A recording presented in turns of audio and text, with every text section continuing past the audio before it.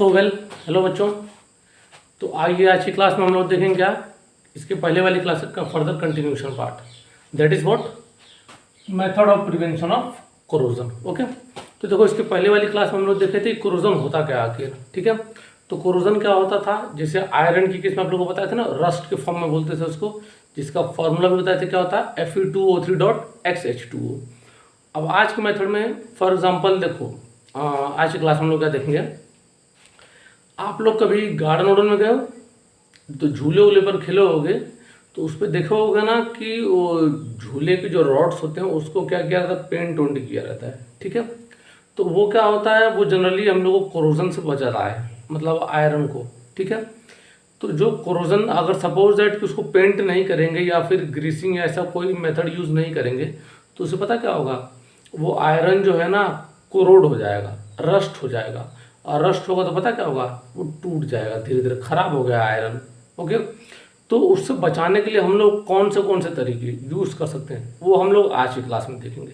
For example कभी आप लोग गाड़ी उड़ी खरीदते हैं तो गाड़ी के ऊपर देखते हैं ना कलर लगा होता है, तो वो कलर इसलिए डिज़ाइन के लिए नहीं लगा होता है, वो इसलिए लगा होता है कि ताकि वो क्या करे, उसको बाहर से जो ऑक्सीजन से कांटेक्ट में आएगा उसको कोरोड होने से बचा सके। ठीक है, ओवरऑल जितनी भी चीज़ें हैं, जो भी पेंटिंग या गैल्वेनाइजेशन ये सब जो भी किए जाते हैं वो कोरोजन से बचाने के लिए किए जाते हैं। ठीक है, तो आइए इसी क्लास में देखते हैं हम लोग क्या कि method of prevention of corrosion. ठीक है, तो देखो पहला क्या मेथड है, कौन सा मेथड है, सबसे फर्स्ट क्या है, corrosion of iron can be prevented by covering the surface of metals with paint grease. ये ध्यान रखना, किससे, पेंट से और ग्रीस से, that does not allow air and moisture to come in contact with it. This is known as barrier protection also. देखो for example ये अगर एक आयरन की रॉड है, ऐसे समझो, सपोज दैट ये आयरन का रॉड है, इसके ऊपर क्या करूँगा कि मैं पेंट कर दूंगा। ठीक है, या फिर क्या करूँगा, मैं ग्रीसिंग कर दूंगा इसकी।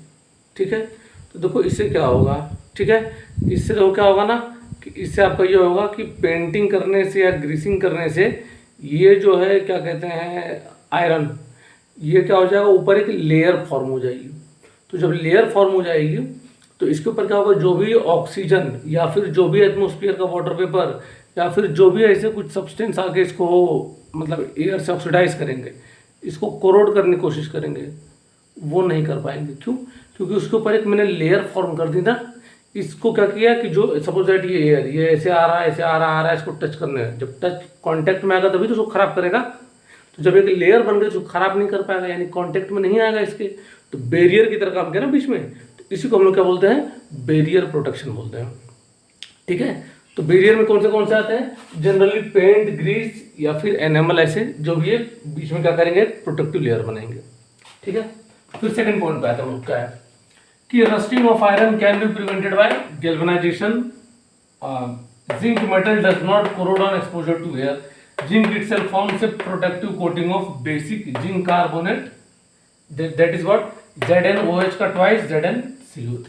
ओके, देखो ये क्या है, गैल्वेनाइजेशन क्या होता है ना कि जैसे फॉर एग्जांपल ये एक आयरन की रॉड है, इसके ऊपर मैं स्पेसिफिकली सिर्फ जिंक की कोटिंग करूंगा, उसको हम लोग क्या बोलते हैं, गैल्वेनाइजेशन बोलते हैं, और किसी दूसरे एलिमेंट की या मेटल की नहीं, सिर्फ किस चीज़ की, जिंक की।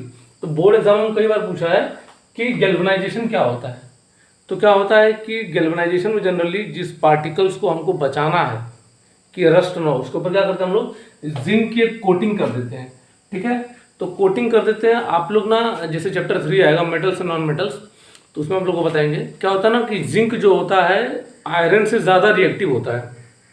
ठीक है, तो वो क्या करता है कि जो भी एटमॉस्फेयर में ऑक्सीजन या वाटर वेपर या फिर जो भी ऐसे कोई नॉन मेटल्स हैं, वो जिंक क्या करता है, पहले उनको झेल लेता। फॉर एग्जांपल देखो यहाँ पर ये बोर्ड है, सपोज दैट ये आयरन का होता है। ठीक है, मैं जिंक का मेटल सपोज दैट मैं यहाँ पे खड़ा हो गया, तो जो भी आयरन आएगा तो क्या बोलूँगा मैं, ये आएगा ऐसे और मेरे से पास होके जाएगा ना। पिक्चर में नहीं देखते, कभी बोलते हैं कि तुम्हें यहाँ जाने से पहले मेरे लास्ट से होकर गुजरना पड़ेगा, बोलते हैं ना। तो वैसे ही क्या होता है कि जिंक की कोटिंग कर दें किसके ऊपर, जनरली आयरन के ऑब्जेक्ट्स के ऊपर, तो उसको हम लोग क्या बोलते हैं, गैल्वेनाइजेशन। और ये बोर्ड एग्जामों में कई बार पूछे, ध्यान रखना कैसे करता है, ये जिंक बेसिक कार्बोनेट बनाता है, ठीक है। फिर लास्ट वन क्या है कि लास्ट वन नहीं कह सकते, थर्ड वन, क्योंकि भी एक और है alloy. Okay, rusting can be prevented bye coating the surface with chromium, tin, निकल और aluminium, these metals resist corrosion, ठीक है। तो जो क्या होता है, तो जनरली क्या होता है, जो रस्टिंग होता है, रस्ट मतलब क्या, आयरन के ऊपर जो कोरोजन होगा, तो उसको हम लोग कैसे प्रिवेंट कर सकते हैं कि उसकी सरफेस को हम लोग किसी और चीज से उसके ऊपर एक कोटिंग कर लें। किसका किसका, चाहे क्रोमियम का ले लें, चाहे टिन का ले लें, चाहे निकल का ले लें, या फिर एल्यूमिनियम का ले लें। और ये एलिमेंट्स और जो मेटल्स होते हैं क्या करते हैं, कोरोजन का रजिस्ट करते हैं, ठीक है। तो ये चारों नेम ध्यान रखना, कौन से, क्रोमियम, टिन, निकल और एल्यूमिनियम। ओके, तो और एक लास्ट वाला बच जाएगा क्या, एलॉयस, ठीक है। तो इतना आप लोग छापें, तब तक इसको इरेज कर दे रहे हैं।